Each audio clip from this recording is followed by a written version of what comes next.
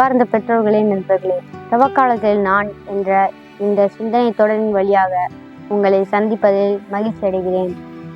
கிறிஸ்தவ நம்பிக்கையில் ஒருவனிடம் இருக்க வேண்டிய தலையான பாவங்களுக்கு எதிரானது நற்பண்புகளுள் ஒன்று பொறுமை.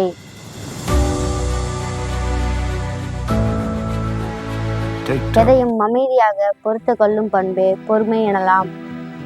பொறுத்தார் பூமி ஆழ்வார் என்ற சொலவடையில் 8 கிலோ முளையை காட்டிலும் கைப்பிடி அளவு பொறுமை மேலானது என்ற டச்சு பழமொழியும் பொறுமையின் சிறப்பை நன்கு வலியுறுத்துகிறது.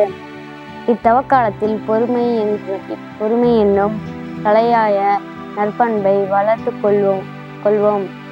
பொறுமை சின்னஞ்சிறு துன்பங்களை எதிர்கொள்ளவும், மனம் சார்ந்த வேறுபாடுகளை எதிர்கொள்ளவும் நமக்கு சுய கட்டுப்பாட்டை தருகிறது. இத்தவக்காலத்தில் வாழ்க்கையின் இன்னல்களையும் சோதனைகளையும் பொறுமையோடு ஏற்றுக்கொள்ளுதல் பொறுமை. மன இறுக்கம், மன அழுத்தம் ஏற்படும் பொழுது மனிதனின் சமநிலையோடு பேணுதல் பொறுமை. வாழ்க்கையில் மாற்றிக்கொள்ள முடியாத சூழ்நிலைகளை ஏற்றுக்கொள்ளுதல் பொறுமை.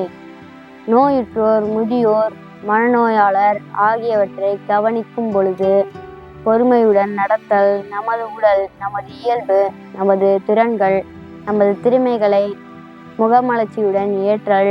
இத்தகைய வழிமுறைகள் நமக்கு பொறுமை என்னும் நன்மதிப்பை நம்மிடையே வளர்க்கும்.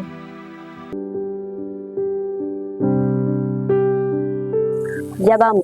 சிலுவையோடு அனைத்து துன்பங்களையும் பொறுமையோடு ஏற்றுக்கொண்ட இயேசுவே, நாங்கள் அனைவரும் பொறுமை என்னும் தலையான நற்பண்பை பெற்று வாழ வரம் தாரும். ஆமென்.